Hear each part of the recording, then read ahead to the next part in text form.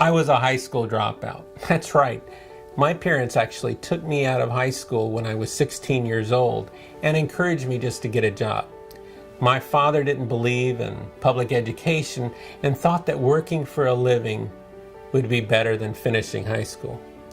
Yet I like learning, and I wanted to pursue my goals of going to college and pursuing a career to actually help other people. Well, I got my GED and I finished 2 years of college. My goals were delayed though because I got married and started a family. I wanted to finish my education and pursue my goals of becoming a professional counselor, but I knew that it would take time away from my family. I didn't want them to sacrifice for me. I knew that if I pursued my bachelor's degree or my master's degree, and for me at least, a doctoral degree, that I would miss out on many weekends with my family. I knew that I would miss some school activities with them, and I didn't want them to be without, especially not for my own desires. Yet I had to realize that this was not just my goal, this was a family goal, that my family wanted this as well. They needed me to complete my education and wanted this for me and was willing to sacrifice for it. And because of that, all of my children, and my wife as well, have graduated from college. I have become an example to them and a model for my children and family to pursue their own goals in life. I became the first of my family to actually graduate from college, to get a college education, and because of my own example, I'm not the last. Do you have a passion for helping other people?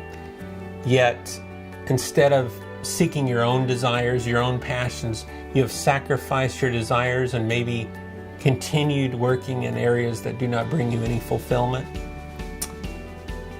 You may have wanted to seek out your own passions, but have decided that you didn't want to sacrifice your family or relationships to pursue your own passion. Well, from my own experience, do not use your children or spouse to shield, as a shield for you to pursue your educational or career goals. One day your children will come to you and with their own passions, with their own desires, with their own educational goals or career goals. And instead of looking at them and telling them no, instead of telling them that their desires, their goals are not important, you can instead tell them that go for it. Tell them that because you did that, they can too. Do not say to them that you had a dream once as well, but that you were afraid to pursue it.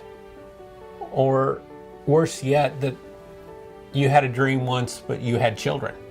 And that just throws guilt on them, that they became the reason that you did not pursue your passion, your goals, your career that you always wanted. Your family is there for you. They're there to help you actually finish and complete your goals. They want this for you. Do not look at your spouse and your children as jailers. They want to free you.